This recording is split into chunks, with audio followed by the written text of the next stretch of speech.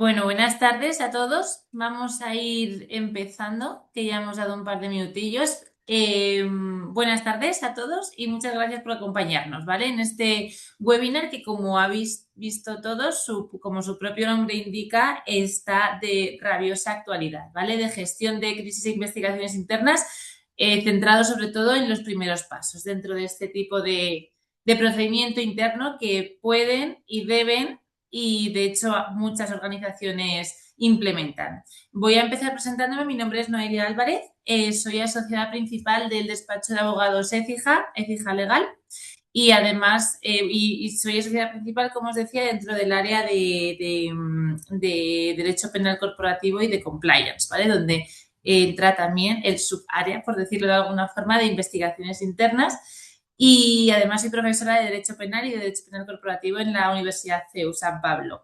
En esta ocasión tengo el placer de estar aquí con vosotros para moderar este webinar que creo que está de rabiosa actualidad y que organiza bueno, y nos da la oportunidad de participar en él la Escuela de Práctica Jurídica de la Universidad Complutense.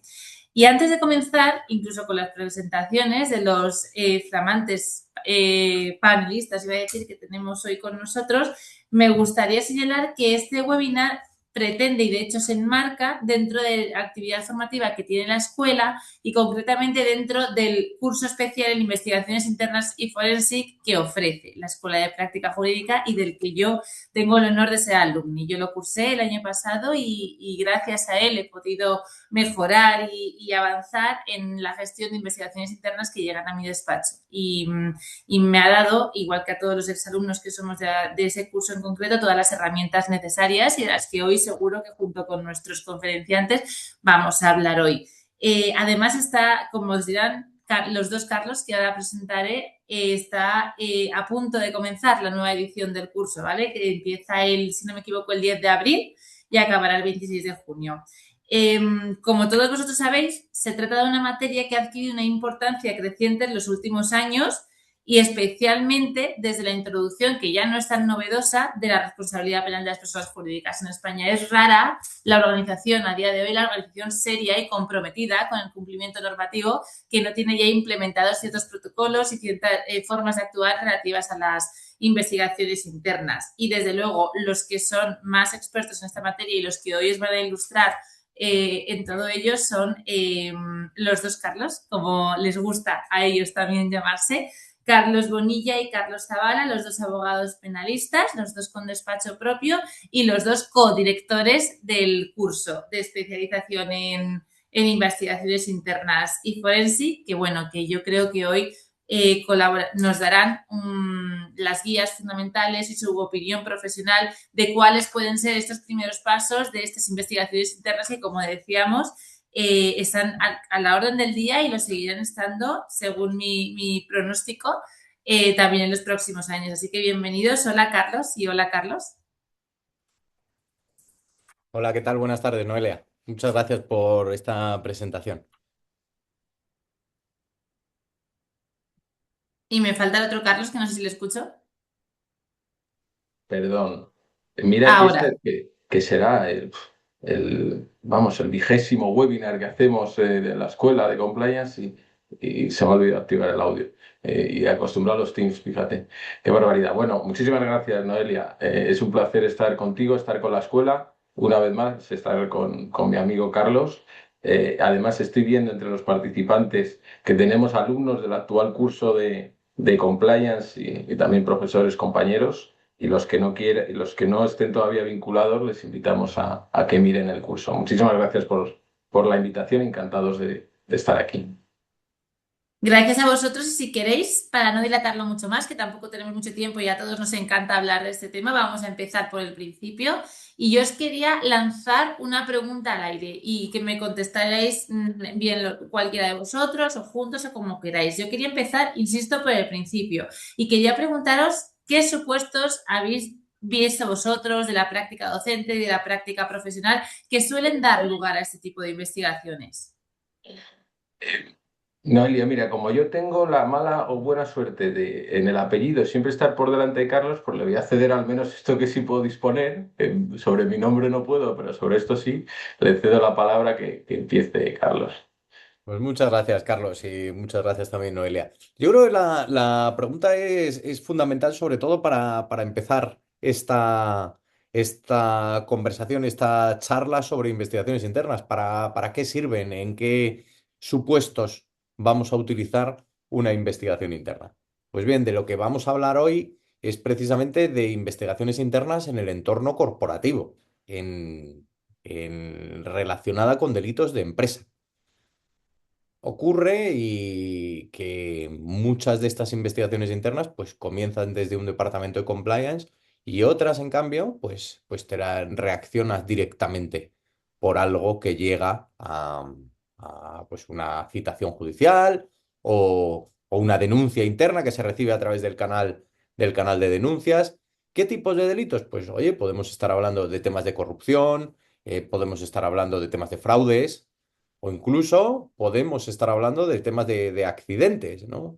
Accidentes como los que tristemente hemos visto hace poco, pues todos estos comienzan con una investigación interna corporativa, que precisamente lo que busca es esclarecer los hechos para ver dónde se va a situar la empresa. A mí ya esto entra dentro de la práctica de cada uno. Hace muy poco me vino un cliente que habían encontrado una bolsa de marihuana en la cajonera de un empleado. Y yo les pregunté, ¿y cómo la habéis detectado? Y me dijo, por el olor. Entonces, ante esta situación, la investigación interna, ¿qué interés puede tener para la empresa? Pues no estaríamos hablando de una investigación interna corporativa, estaríamos hablando pues de otro tipo de cosas, para una investigación interna más referida a las cuestiones laborales o etcétera. Lo que pasa es que esto siempre genera un problema, porque lo que yo le pregunté y le dije, ¿qué habéis hecho con la droga? Y me dice, tirarla. Y digo, bueno. Pues todavía, pero hay algunos que van y se quedan custodiándola, sin saber que se están metiendo ellos mismos en un lío, ¿no? Entonces, este tipo de cuestiones, por eso es muy importante cuando uno se pone a hablar de investigaciones internas, saber de lo que estamos hablando. Normalmente, en nuestro ámbito, en la Escuela de Práctica Jurídica, en este curso que dirigimos Carlos y yo, hablamos de delitos corporativos, de cómo vamos, o de responsabilidad civil corporativa. No estamos hablando de problemas con empleados, que también podrían dar lugar a una investigación interna. Pero en principio, de lo que vamos a hablar hoy y de lo que hablamos normalmente es de cómo reacciona la empresa, qué objeto tiene estas investigaciones internas. Y normalmente tiene el objeto que la empresa le haya querido dar en la autorregulación que se haya otorgado. Si la empresa en su plan de compliance o en su manual del canal de denuncias entiende que va a investigar todos los hechos que les denuncien por el canal, pues será un canal mucho más amplio, tendrá una amplitud mucho más grande todo este objeto de investigaciones internas. En cambio, si el propio canal ya está limitado, esto nos va a dar una guía para entender que la limitación de todas estas investigaciones estará sometida a unos hechos concretos que la empresa decidirá cómo investigar. Hay otros casos en los que incluso la ley regula qué investigaciones internas va a tener que hacer la empresa. Por ejemplo, en los casos de accidentes laborales. En los casos de accidentes laborales va a exigir un informe por parte de los empleados dedicados a la seguridad y salud en el trabajo que emitan un informe. Ese informe es una investigación interna. Muchas veces yo me he encontrado con accidentes laborales en los que precisamente las pruebas de la imprudencia, las pruebas del incumplimiento de la empresa, las aportan el propio delegado de Seguridad y Salud al hacer un informe de investigación interna de lo que ha sucedido, ¿no? Entonces, por eso hay que tener mucho cuidado con lo que llamamos investigación interna. La investigación interna es muy amplia en su objeto. Y entonces, precisamente el problema de esa amplitud es que luego para nosotros, para concretarla en algo, para poder iniciar una investigación interna, vamos a tener que cerrar un poquito, por así decir, ese objeto para poder investigar sobre algo concreto. Lo que no puede ser es, como llaman los americanos, cualquier investigación interna, una fishing expedition, que es, pues eso, el darte a ver si encuentras algo, ¿no? A ver si, sino que va a tener que estar un poquito más concreto. Algo prospectivo, ¿no? Como lo Eso hacen es, ellos. ¿Y eso tú es. crees o creéis, Carlos, el otro Carlos, Carlos Bonilla, que esa amplitud de la que habla tu compañero también se da en cuanto a las personas afectadas por una Claro. investigación interna? Yo, recogiendo el guante de Carlos y tuyo, Noelia, para comenzar por las áreas que decía, efectivamente, hoy, tanto el webinar de hoy como, digamos, el curso tiene un cariz penal. ¿Por qué el webinar de hoy? Para vincularlo también al título, porque si no, van a decir, ponen un título y hablan de lo que quieren, que es lo que suele pasar siempre en las conferencias. Fijaos, hablamos de gestión de crisis. Es verdad, la investigación interna, el resorte del incumplimiento, pues una infracción administrativa, penal, de normativa interna, o antes incluso se hablaba del conduct risk, ¿no? Del riesgo de conducta. Claro, eso venía de las entidades financieras, es decir, una conducta que per se no es ilegal ni infringe ninguna normativa, pero sí que provoca impacto dentro de la empresa, que eran las conductas o la mala praxis que podían tener determinadas entidades bancarias. Eso, como bien has dicho al principio, ya hoy en día, como casi todas las empresas, al menos tienen algo de normativa interna, el riesgo de conducta ya está plasmado en una normativa interna, entonces sería una infracción de la normativa interna. Entonces, dentro de eso, la gestión de la crisis está vinculada sobre todo a un sustrato penal. Claro, ¿qué puede suponer una crisis o un escándalo en la empresa?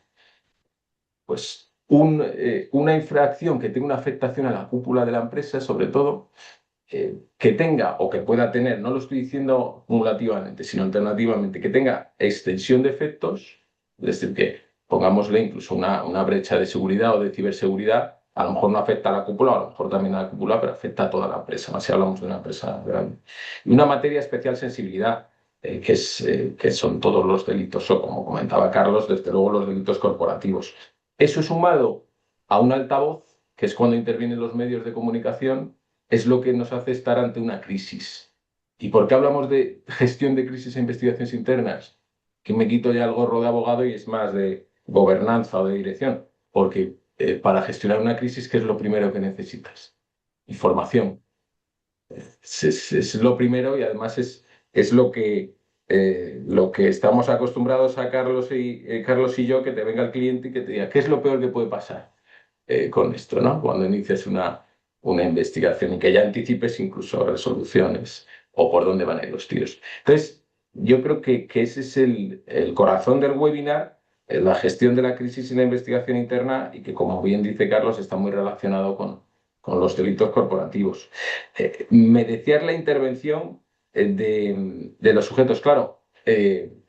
Precisamente, como decíamos, la afectación a la cúpula, a un órgano de gobierno, etcétera, puede ser más sensible. No es lo mismo la investigación que puede afectar a alguien del órgano de gobierno de alta dirección que a un empleado. Es cierto, es algo que hay que tener en cuenta en estos primeros pasos que vamos a comentar. Siempre y cuando, por ejemplo, un empleado, si las circunstancias que he comentado antes también se dan, que es una materia de especial sensibilidad, con extensión de efectos y con altavoz, también puede ser relevante. Me vienen a la cabeza casos en la industria, un caso muy sonado, público en una industria de camiones y motores, que al final acabó con el fallecimiento de una persona. Pues esos son casos que hay que tener en cuenta. Eh, por daros, porque sobre todo este webinar no tenemos el tiempo limitado y vamos a intentar, como bien ha dicho Nelia, a tratar desde nuestra experiencia y, como comentaba Carlos, desde apuntes de la práctica. Es un aperitivo para lo que luego vemos en clase. Pero ¿qué consejos daría yo en cuanto a la identificación de personas, o digamos, de personas afectadas en la investigación interna? Si llega como profesional y tú desembarcas en una investigación interna que afecta a una persona de un órgano de gobierno, de una alta dirección, es importante que delimitemos con el cliente, con quien nos contrata, el espíritu de la investigación, porque si no, luego, si avanzamos, luego es difícil. Quiero decir, esto es un mundo sensible, pero ¿esta investigación va a ser para esclarecer los hechos o estamos en salvar al soldado Ryan?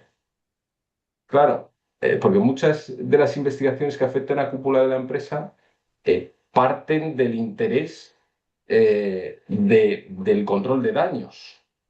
Entonces, saber que trabajamos desde el principio con independencia y con facultad de esclarecer, eso es un balance que desde luego lo tenemos que valorar al principio de la investigación en relación con los sujetos que comentabas. Vale, y una vez que ya hemos pensado en cómo afecta esto a todas las personas implicadas en la investigación, incluso como tú muy bien apuntabas, que me has quitado la pregunta, Carlos, relativa al afectado, yo quería saber qué es lo primero que tenemos que pensar una vez que empieza una investigación interna, si la externalizo, si se queda dentro de la casa, si hay algún tipo de política interna para canalizarla. Empieza tú, Carlos, y vamos así si quieres. Sí, yo creo, es que esta pregunta también tiene su intríngulis, ¿no? Y yo tengo una respuesta siempre bastante directa a esta pregunta.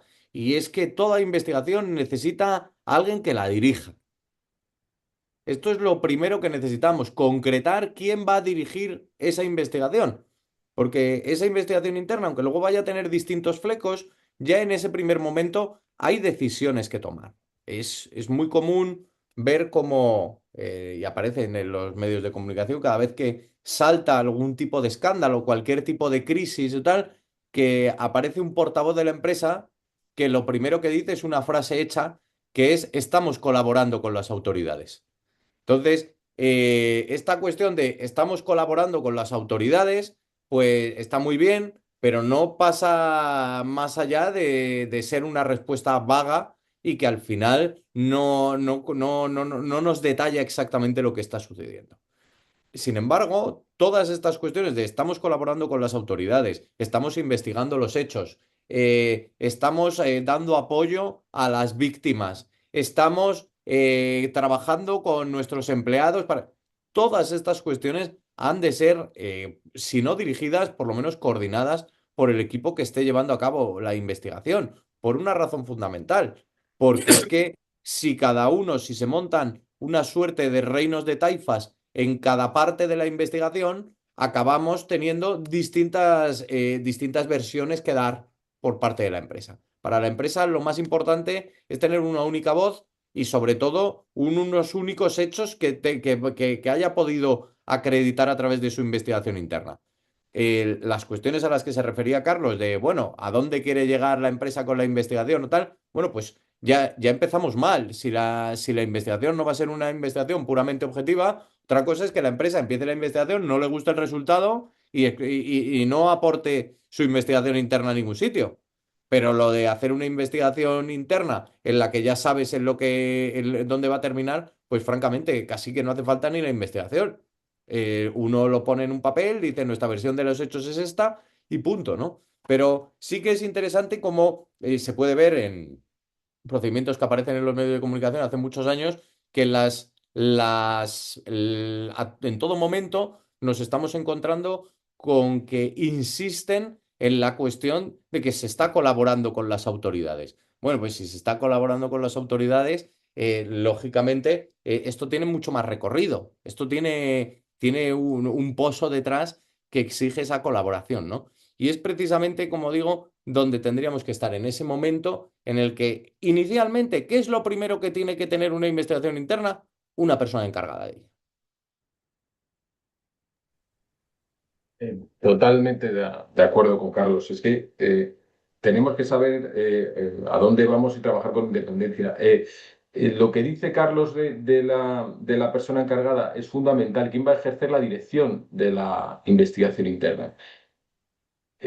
Como comentamos, se tiene que formar un equipo y sobre todo que no esté deslavazado, porque si no es un problema. Sobre todo en crisis, que es lo que estamos hablando ahora, además es heterogéneo el equipo. Normalmente estás coordinado con comunicación de la empresa, etcétera, etcétera, con medios. Se tiene que hacer la investigación sabiendo quién forma parte del equipo. La dirección es importante también delimitarla, incluso con quien nos contrate. Hay veces que estamos como consultora, ya que hablamos de delitos corporativos, estamos como consultor en la investigación interna, y otra cosa es que ejerzamos la dirección. Es decir, que haya externalizado la dirección y la conducción de la investigación interna a un tercero especialista, que seríamos nosotros. Eso está bien y es importante que lo delimitéis en un momento dado, porque incluso si ejercemos la dirección, tendremos peso sobre la selección de diligencias, la decisión sobre cautelares o recomendaciones sobre cautelares, y si no, estaremos a los meros efectos de garantizar el control del cumplimiento de la Ley 2/2023 o los efectos penales. Entonces, eso es importante dirigirlo. Normalmente los equipos que se monta una investigación interna depende del calado, pero suele formar parte compliance interno de la empresa. Ahí tened las recomendaciones, es que siempre se haga una salvaguarda en casos de conflictos de interés y además ahí con la misma transparencia que comentábamos ambos, comentar con departamento de compliance que muchas de estas investigaciones al final se revelan incumplimientos de cultura corporativa y de compliance. Entonces, eso es un punch que tiene que tener el compliance officer y que sepa que además para hacer bien nuestro trabajo hay que señalar estos puntos. Ya no digamos en el caso de que necesitemos periciales y discovery, bueno, luego lo vamos a comentar, yo creo, en el caso de intervención de equipos informáticos, etcétera, con test Barbulesco y tendríamos que ver si la política de privacidad se ha notificado en su día, etcétera, etcétera. Y todos esos riesgos de incumplimiento, incluso cuando la investigación no está destinada a las políticas internas, se pueden revelar que se están incumpliendo. Entonces, el equipo del que suele formar parte también compliance interno de la empresa se tiene que ser transparente y trabajar en que todos vamos a intentar esclarecer esto y sacar lo mejor para la empresa, ¿no?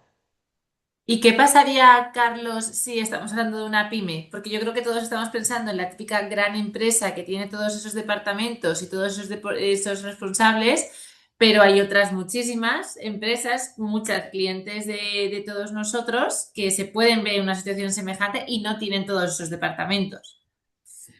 Eh, Carlos, sí, sí, tú Sí, sigo. sí, vamos a ver, es que esto, lógicamente, el problema de una investigación interna es que al final cualquier empresa, por pequeña que sea, hace una pequeña investigación interna.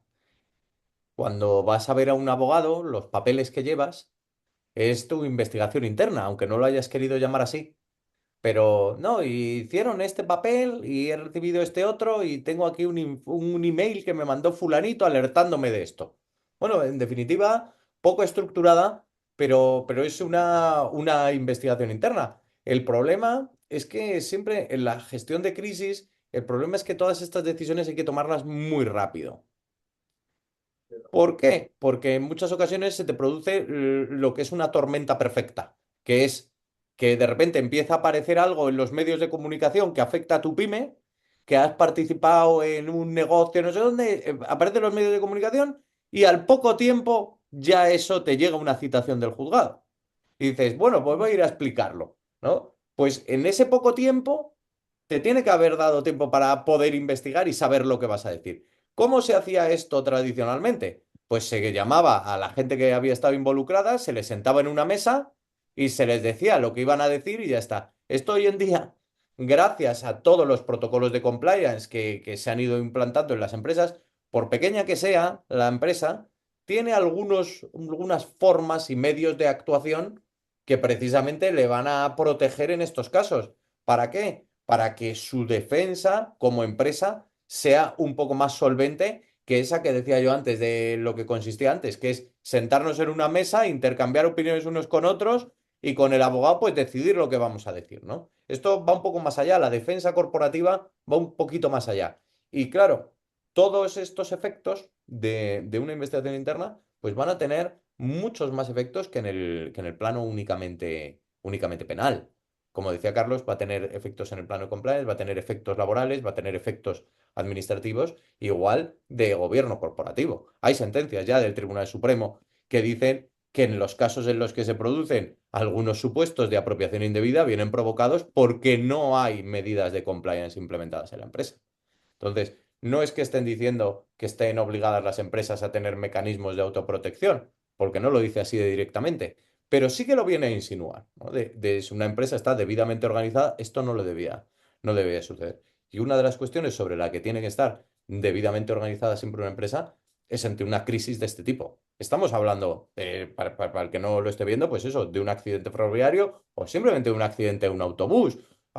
Pongámonos en lo que sucedió hace algún tiempo, un tiroteo en la puerta de un colegio. A mí me llamó la atención y lo publiqué en LinkedIn que me llamaba la atención cómo el colegio a la media hora hizo un post en Twitter o en no sé dónde diciendo que había aplicado su protocolo de gestión de crisis y que los niños habían sido llevados. Bueno, pues es que así es como se supone que tienen que funcionar las cosas.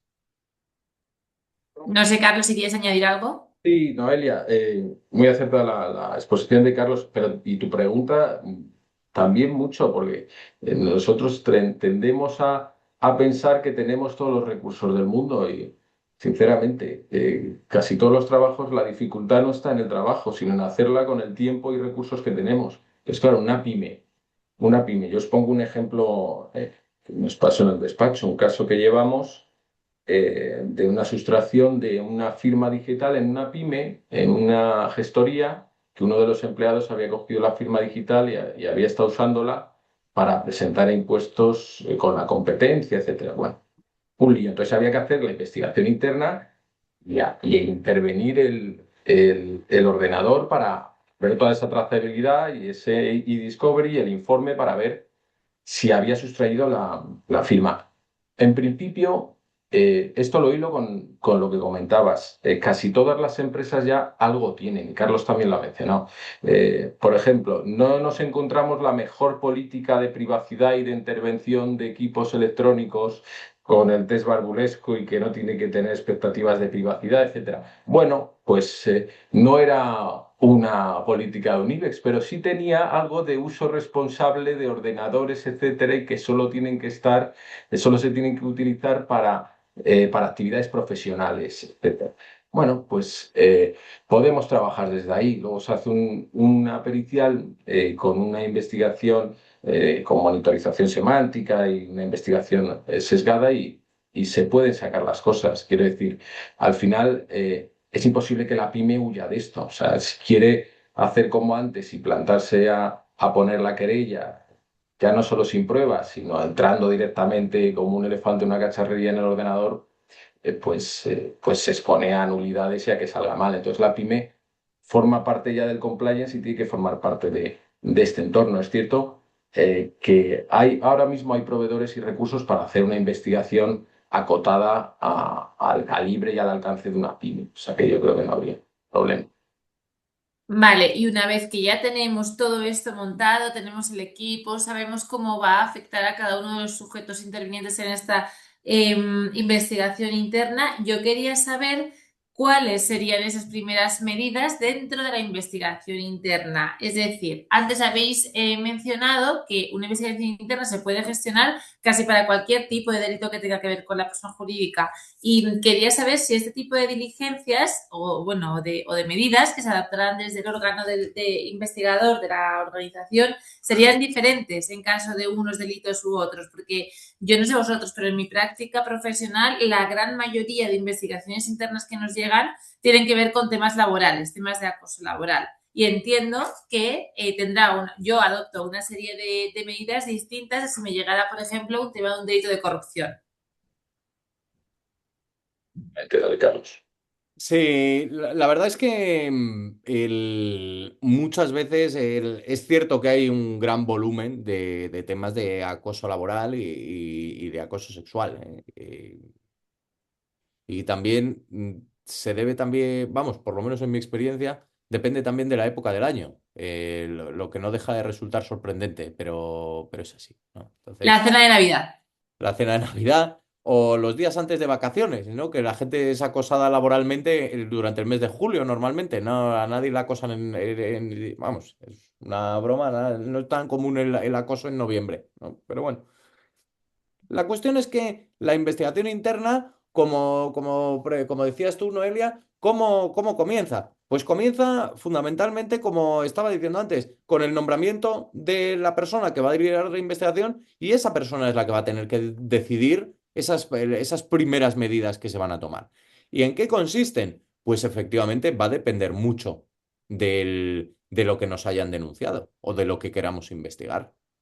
Pero muchas veces esas primeras medidas van a tener que ir seguidas de una serie de medidas cautelares. Si a ti te están diciendo que hay una persona acosada sexualmente en la oficina, pues lo primero que vas a tener que hacer es impedir esa situación de acoso. Y luego ya veremos.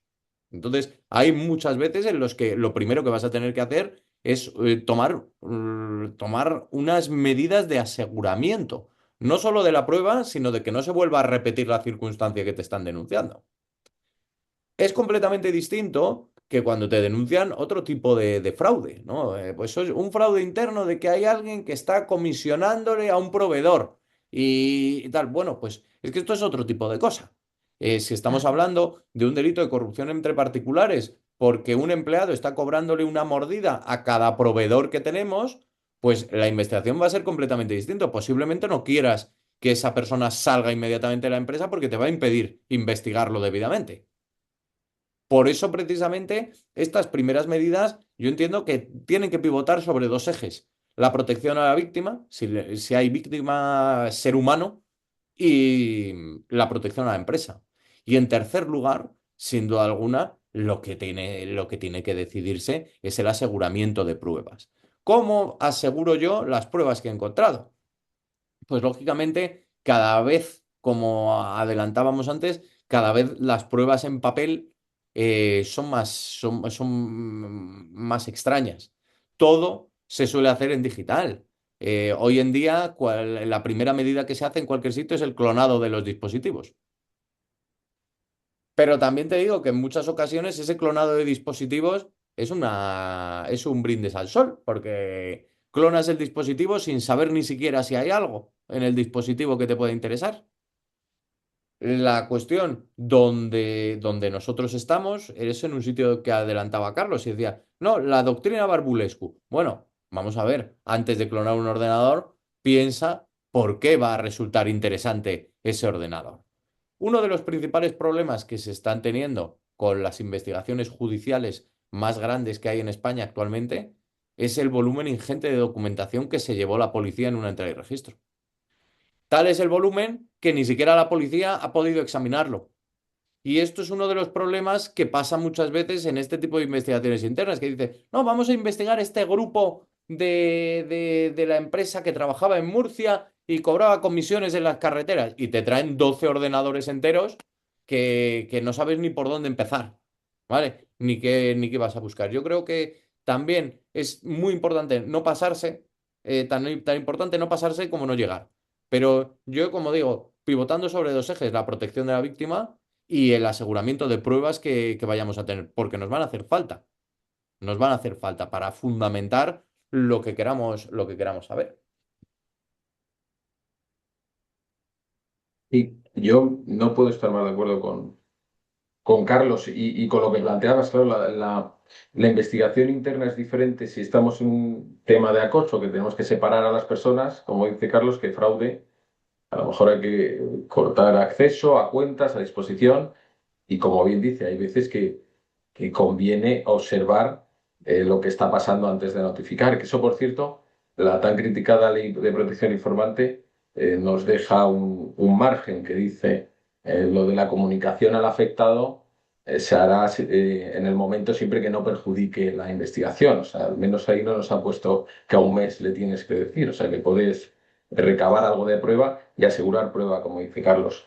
Eh, Vamos a ver, lo que tiene el derecho penal es que es cúpula de otras materias. Entonces, al final, es cierto que una infracción administrativa, digamos, en su conducta agravada, pues podría dar pie a un delito. Estoy hablando materialmente, ¿eh? No precisamente. Hablo, por ejemplo, de un delito contra la hacienda pública. Pues a 120.000 ya nos vamos.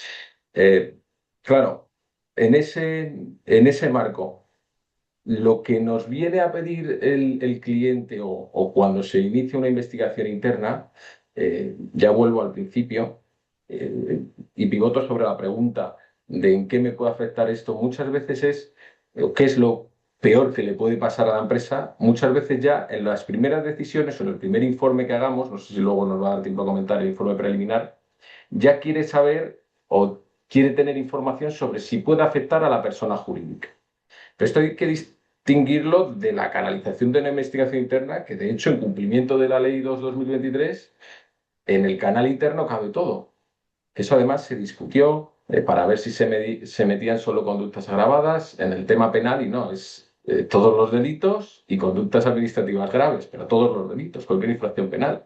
Y obviamente entonces es una barbaridad. Si tenemos que dedicar recursos a hacer una investigación interna por lo que puede haber sido pues un delito leve, pues bueno, pero está así en el ámbito, en el scope de la ley. Entonces, volviendo al quid de la cuestión, si puede generar responsabilidad penal de la persona jurídica o si estamos en un ámbito laboral o penal. Cuanto antes en estas primeras decisiones o cuando esclarecemos y damos los primeros pasos, nos va a pedir la información preliminar, el informe preliminar la empresa. Eh, ya el olfato y la experiencia nos dice por dónde puede ir, pero es verdad que muchas infracciones laborales acaban en lo penal y viceversa. Pero he llevado, supongo que vosotros también tendréis casuística, acosos laborales, que ahora está dentro del catálogo, como trato degradante, delito contra la integridad moral, acosos laborales que empiezan con la denuncia a la persona física, pero claro, luego ya avanza y denuncian también en la jurisdicción social, llega a inspección laboral, y claro, son dos. Hablamos de dos mundos diferentes, pero que de hecho están coordinados, porque tú tienes que también tener el pulso de los laboralistas. Una cosa es el acoso laboral, que inspección laboral va a ir por un lado porque la empresa ha provocado ese ambiente o lo ha tolerado o ha consentido, y otra cosa es la conducta del sujeto activo del delito y el delito de acoso. Entonces, es cierto que la investigación puede ser diferente, pero hay veces que las jurisdicciones convergen y eso lo tenemos que tener en cuenta, a efectos ya no solo de las diligencias, como decía Carlos, y de las cautelares, sino de ya prevenir al cliente. Decirle, no, hombre, esto se puede quedar en la esfera de lo laboral solo. No, no, puede derivar a lo penal, viceversa. Y como yo sí que quiero entrar un poquito en el informe preliminar, porque me parece que es una cuestión oye, que resulta de bastante interés en el foro en el que estamos, quería haceros una pregunta abierta en cuanto al informe preliminar, en cuanto al contenido, las recomendaciones, qué ocurre con las medidas cautelares, qué ocurre con la protección de derechos fundamentales de las personas implicadas en el caso concreto que se está investigando. Y a mí me interesa particularmente saber qué ocurre con ese informe preliminar. Si es adecuado, se presenta y se colabora con la justicia. Si no nos convence el resultado, no lo presentamos y no colaboramos con la justicia, porque también a mí personalmente, desde la práctica profesional y desde investigaciones internas que hemos gestionado en el despacho, nos ha llegado a decir el cliente, oye, esto escóndelo en lo más profundo de un cajón y jamás lo lleves a ningún sitio. Que entonces quería ver cómo lo veíais vosotros. Bueno, pues yo creo que esto también depende muchas veces de cómo esté organizada la empresa, ¿no? Y lo que tú dices, pues normalmente es más propio de la pyme y de empresa más pequeña, ¿no? Al final, las empresas más grandes, pues tienen más mecanismos para tratar de impedir estas conductas. El Ujú. informe preliminar, como su propio nombre indica, es un avance, es un informe de avance, es una cuestión que preliminarmente hemos podido averiguar estos hechos. La cuestión fundamental que tiene que tener un informe de este tipo es un relato sucinto de hechos que ha sucedido aquí a priori y un claro listado de las personas intervinientes, empleados, proveedores, clientes, absolutamente todos, ¿no?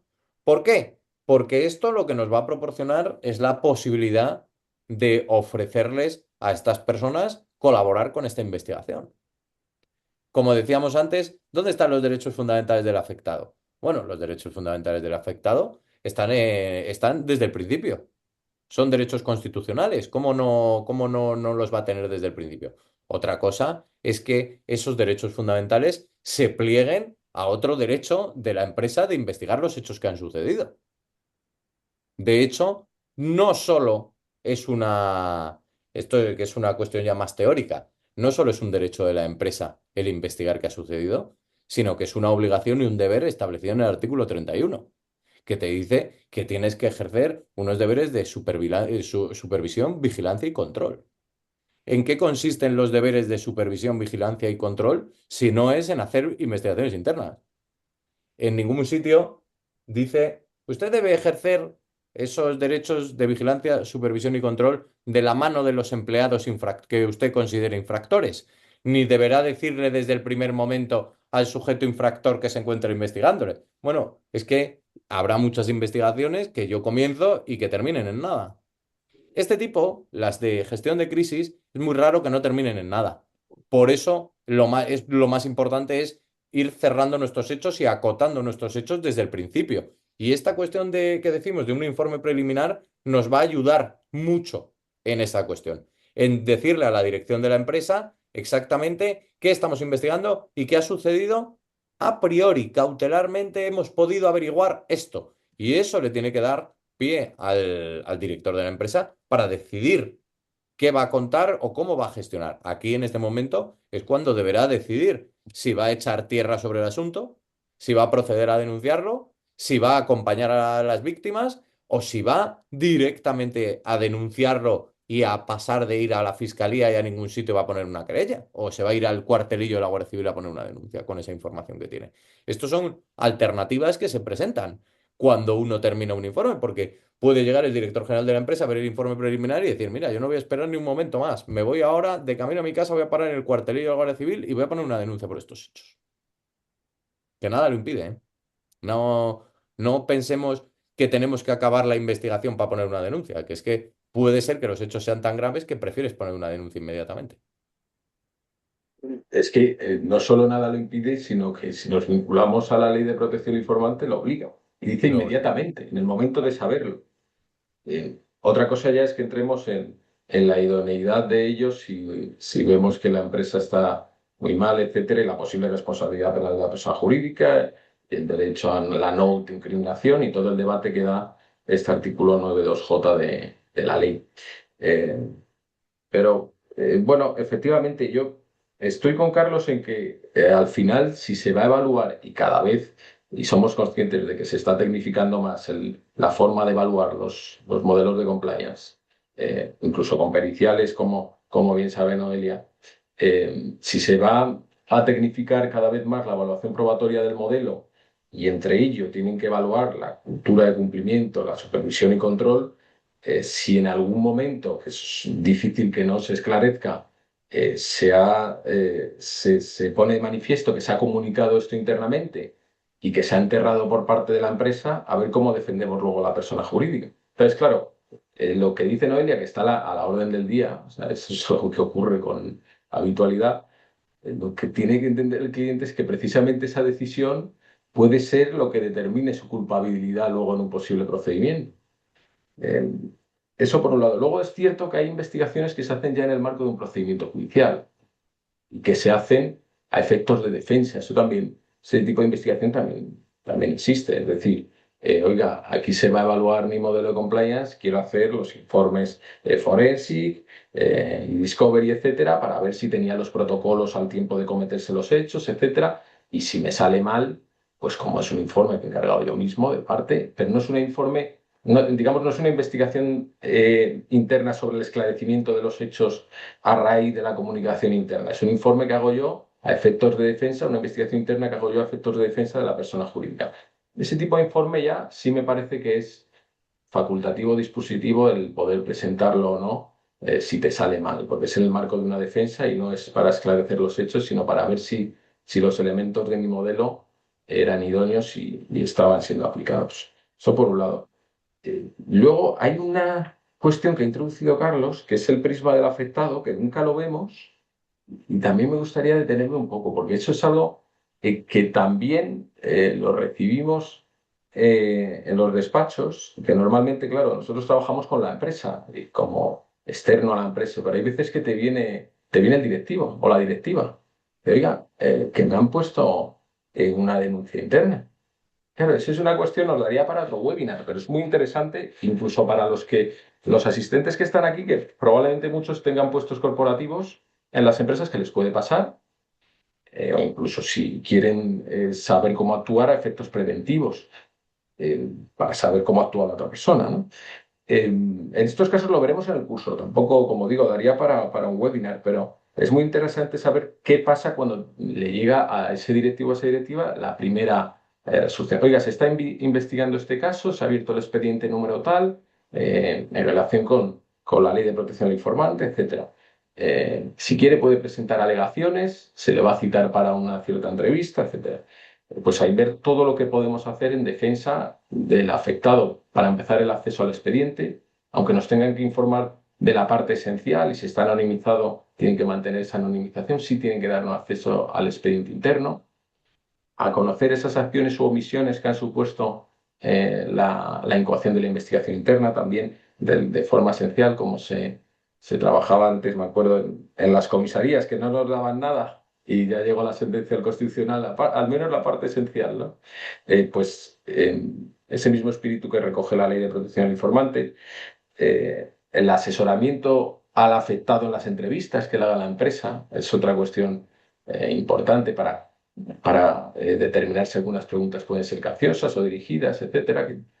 Y además el aviso que ha tenido que dar la empresa antes, si es conforme a la ley de que puede asistir acompañado del letrado y si ya han hecho la entrevista sin él, impugnarla. También el acompañamiento de la parte laboral, formar un equipo. Hay veces, hay investigaciones internas que tú defiendes un directivo o una directiva que ya ves en el horizonte el procedimiento penal o el procedimiento laboral. Entonces, ya puedes conformar un propio equipo, aunque sea para una persona física, pero al menos que tenga sus letrados de la investigación interna y del posible procedimiento penal y sus letrados de la parte laboral, pues si ya han ejercitado alguna medida cautelar contra él o contra ella y tiene que impugnarla. En definitiva, ese es otro prisma que he cogido el hilo de lo que comentaba Carlos y es para tenerlo en cuenta. Prisma desde el afectado. Y yo creo que habiendo cerrado un poquito el círculo con el tema del informe preliminar, en estos minutos que nos quedan, a mí me gustaría que os hicieran preguntas los participantes del webinar, que seguro que iban a sacar un montón de información adicional. No sé si alguno quiere comentar algo, participar. Si no, nos las hacemos entre nosotros, ¿eh? También me parece. Si nadie se anima, no hay problema. Eh, bueno, nos la podemos hacer. Fijaos, el tema de que comentabais del... A ver, ya tenemos uno, Mira, Jaime. tenemos uno, sí, de Jaime Ecenarro. ¿Cómo se salvaguarda el deber de no revelar la identidad cuando el responsable del sistema es el que recibe las comunicaciones? ¿Cómo se salvaguarda? Vamos a ver, la comunicación tiene que dar la garantía de ser anónima. Si es anónima, pues... Pero si Jaime va por donde todos sabemos que es, vale, es anónima, todos podemos deducir quién es, pero no vamos a decir quién es. Pero eso tiene que ser así, o sea, tenemos que garantizar la anonimización siempre como opción. Quiero decir, si la persona quiere poner su nombre, puede poner su nombre, pero obligatoriamente tiene que permitir el sistema que se pueda poner anónimo.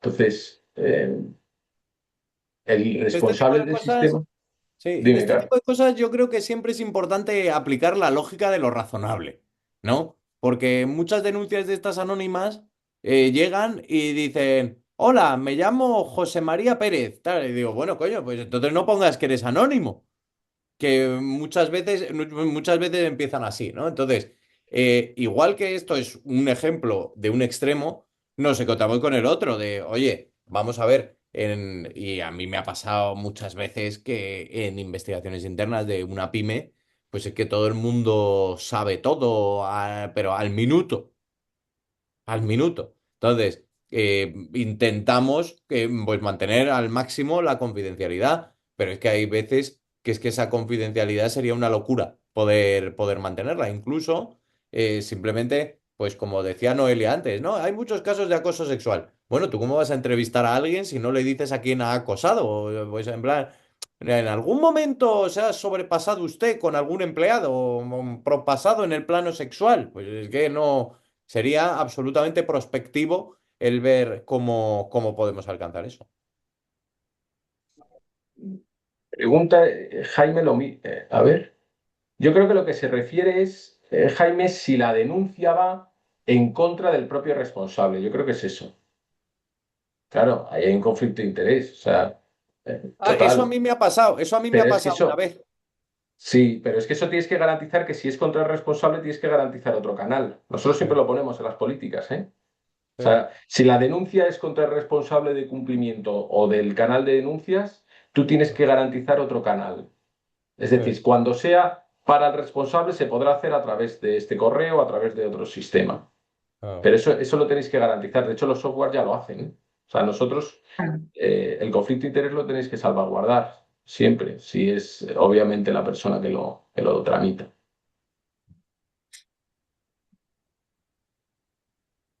Y os hacen más preguntas. He visto esta que a mí también me pareció especialmente curiosa. Tengo una consulta en relación con la posible vulneración de derechos fundamentales en el marco de las investigaciones corporativas. ¿Podría la empresa incurrir en responsabilidades adicionales si la investigación interna se lleva a cabo de forma que vulnere dichos derechos? claro, Sí, sí. claro que Eso sí. es. Claro que sí, no, vamos, por supuesto que sí, evidentemente, si alguien, ha habido investigaciones internas muy, muy relevantes en los últimos años en España y una en concreto en la que a mí me llamó mucho la atención cuando me lo contaron, que habían intervenido en en la propia investigación interna, se habían quedado también los móviles personales de los empleados que les habían obligado a entregarlos. Bueno, pues evidentemente estaríamos ante un supuesto contra los derechos fundamentales de esos empleados. Todas estas cuestiones surgen de una forma habitual. Ha habido un par de sentencias relevantes sobre esta materia del Tribunal Supremo. Una de ellas directamente condenaron a la empresa por haber abierto un buzón de correo electrónico del empleado que era de Yahoo. Pero recientemente ha habido algún pronunciamiento más del Tribunal Supremo en el que limita de algún modo esta interpretación. Esta interpretación nos llevaba a que si no había una política de medios informáticos, se podía estar cometiendo un delito de revelación de secretos. ¿Vale? El Tribunal Supremo, la Sala Segunda, recientemente ha sacado una sentencia en la que limita un poco el alcance de estas cuestiones. Entonces, bueno, perfectamente se puede cometer un delito, habría que delimitar un poquito más, más concretamente cada uno de los hechos. Efectivamente, lo que dice Carlos, las dos sentencias es que hablan de revelación de secretos, pero también como comenta, y no solo revelación de secretos, daños informáticos, por ejemplo. Mm. En el momento en el que accedes, pero si es que hemos visto de todos, hemos visto hasta acceso a móviles en investigaciones internas que no eran de titularidad corporativa. Entonces, desde luego, el hacerlo mal y el hacerlo sin guardar los derechos de intimidad, los derechos del trabajador, hacer el test Barbulescu, el riesgo no solo es de protección de datos, que es muchas veces lo que se tiene en mente, sino incluso riesgo penal. Y como dice la sentencia, fue muy sonada, además, la sentencia que condenaba por revelación de secretos. Y os pregunta Marina Benítez. Cuando se recibe una denuncia de un cliente a través del canal de denuncias, ¿estos supuestos quedan dentro del ámbito de la aplicación de la Ley de Protección del Informante? Pues mira, si se recibe cuando se recibe una denuncia de un cliente, sí, sí, sí, sí, sí, sí, sí. Sí, claro, si tienes el canal abierto, ¿por qué no? Claro. Y os pregunta Elizabeth, ¿cuáles son las funciones del responsable del canal de denuncias cuando no existe protocolo en la empresa y se externaliza? Sí, Parece como que lleva trampa la pregunta. A ver, repítela otra vez. sí. ¿Cuáles son las funciones del responsable del canal de denuncias cuando no existe protocolo en la empresa y se externaliza? Puedes externalizar la gestión, ¿eh? Pero no el puesto. O sea, el responsable del sistema interno de información tiene que ser de la empresa. Y además eso ya no solo por la ley, sino por el propio Código Penal. Es que a veces la ley nos desvirtúa un poco y pensar siempre el mayor impacto lo causa el derecho penal. El Código Penal dice que tiene que tener pues, un sistema donde se pueda informar de los incumplimientos, que un órgano de la persona jurídica tiene que es el responsable del sistema en donde se puedan informar de los incumplimientos. Que eso también lo veo con asiduidad. Dices, no, voy a externalizar el órgano de prevención, el órgano de supervisión, control y de prevención, o sea, el compliance officer. No, no, oiga, usted puede delegar, externalizar las funciones, algunas funciones, pero tiene que ser de dentro. Entonces, lo que es la gestión, sí, pero el responsable eh, tiene que estar dentro de la empresa. Claro, y lógicamente, aunque lo tengas externalizado, habrá una política que igual no la conoce, pero que tiene que haber algún tipo de protocolo para la gestión de ese canal. Si no lo hay, que parece ser que es la pregunta, ¿no? ¿Qué pasa si no lo hay? Pues pasa lo mismo que si eres compliance officer y no hay programa de prevención de delitos. Pues no se sabe muy bien Claro. qué haces ahí. A mí Pero esta me parece especialmente interesante. ¿En grupos de empresas puede haber un único responsable del canal? mm, esto es, yo sabía que al final nos iba a llevar todo a la ley de protección porque da un montón de Sí. trabajo. Lo que están haciendo en la práctica es que eh, toda sucursal, al menos yo, mi recomendación, lo que hago a los clientes, porque es una cuestión bastante ambigua, es que nombren un responsable, sobre todo si tienen un volumen importante. Pero es cierto que yo estoy viendo en la práctica que al final sucursales, filiales, etcétera, dicen mi responsable es el de la matriz. Y lo estoy viendo, pero es una cuestión que le están planteando a la IP constantemente y que no es clara.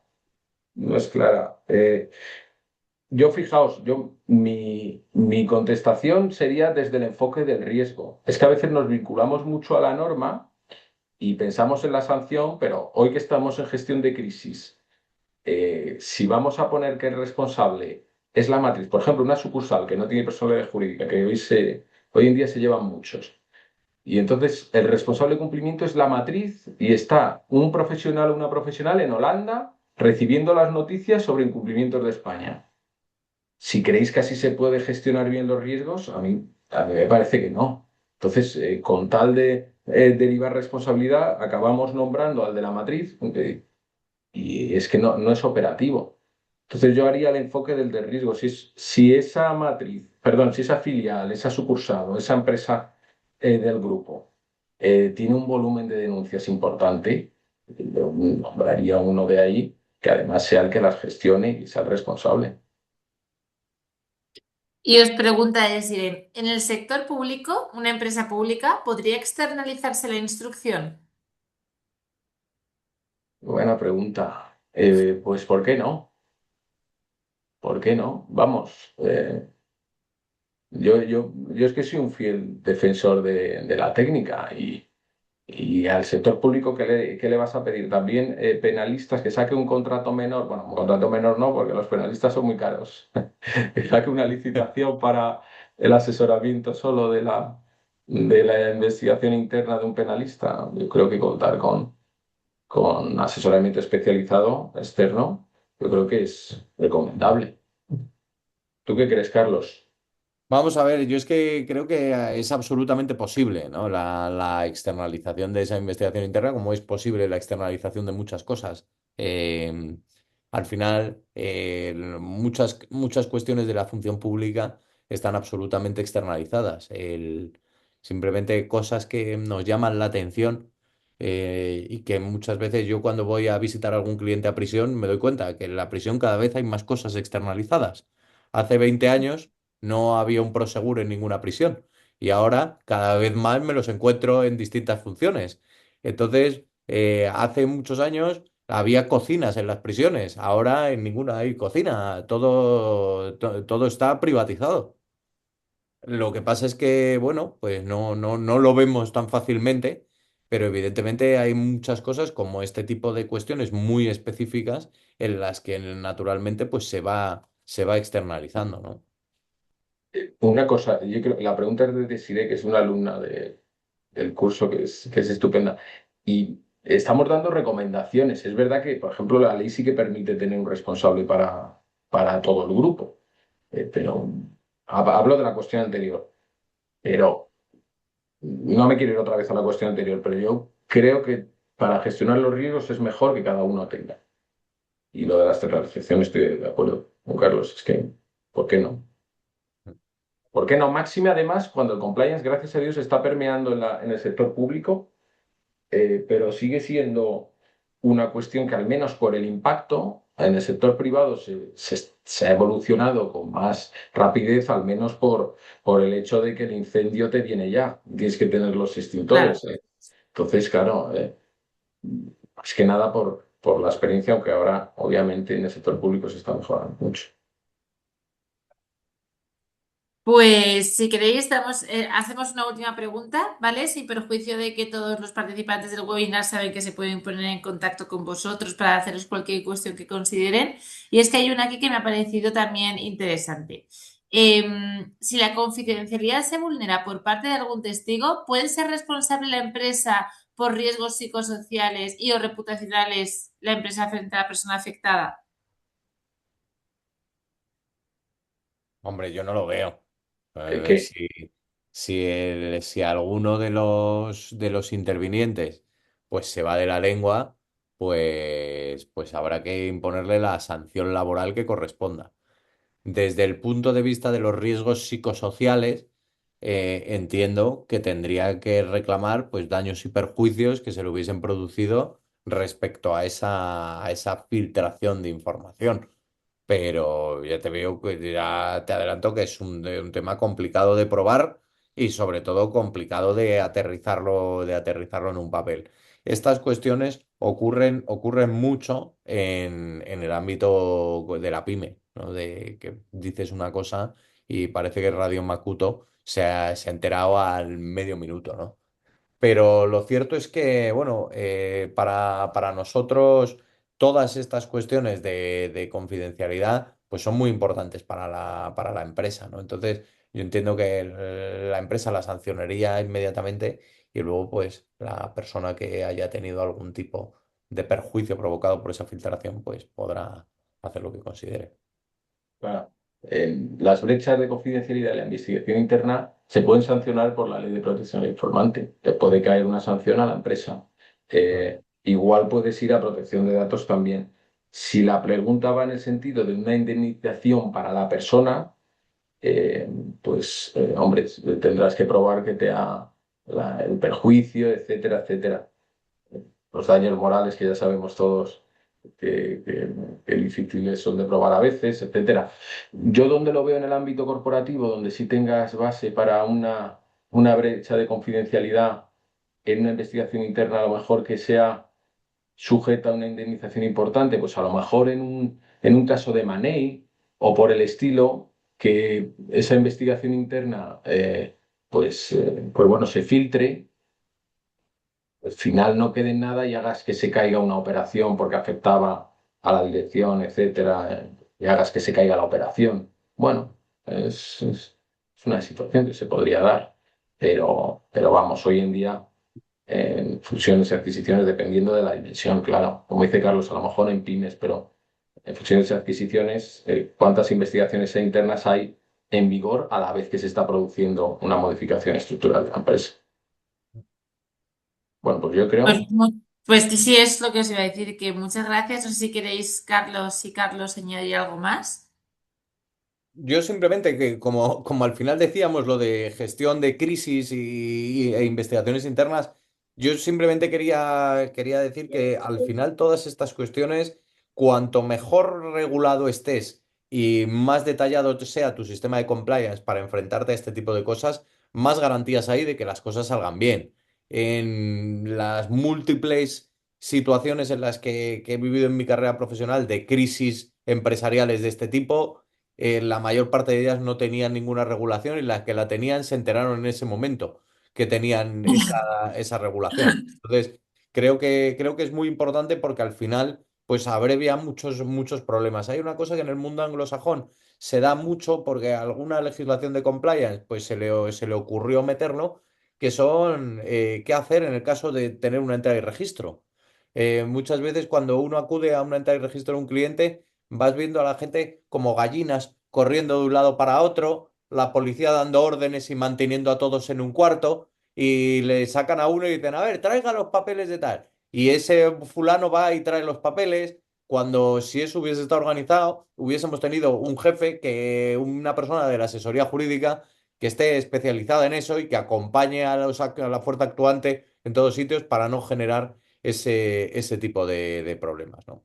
Yo le he hecho a un cliente una política interna de entradas y registros. Claro, claro, por eso yo Imaginaos creo la que el cantidad de tema, entradas y registros que tiene. o sea, claro, se hace poco, pero es importante, ¿no? Y es muy, muy, muy interesante cómo en muchas ocasiones, pues el tener eso bien resuelto nos va a evitar muchos problemas.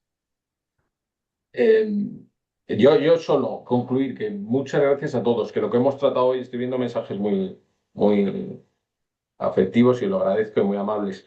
Lo que hemos tratado, claro, fijaos, Carlos y yo sacamos este curso cuando no teníamos ni siquiera la ley de protección al informante. O sea, estaba la directiva con sus generalidades, pero es cierto que este es un mundo, el de la investigación interna, ya no te digo el de compliance, pero que al no tener un derecho positivo y sustantivo y ser todo el devenir de la práctica, más allá del acotamiento que nos da la ley de protección del informante, el curso que vamos a sacar yo creo que es muy útil por eso, porque traemos a profesionales del sector, entre ellos nosotros, que tratamos desde la experiencia, instruir de cómo hacer una investigación interna de forma segura y al menos dentro de la esfera de control, que no siempre es absoluta.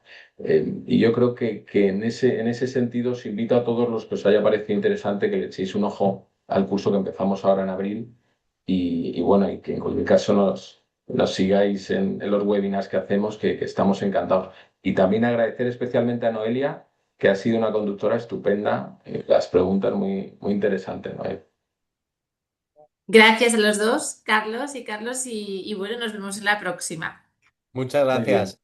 Hasta luego. gracias. Gracias, hasta luego, adiós Adiós, a hasta todos. luego. Adiós.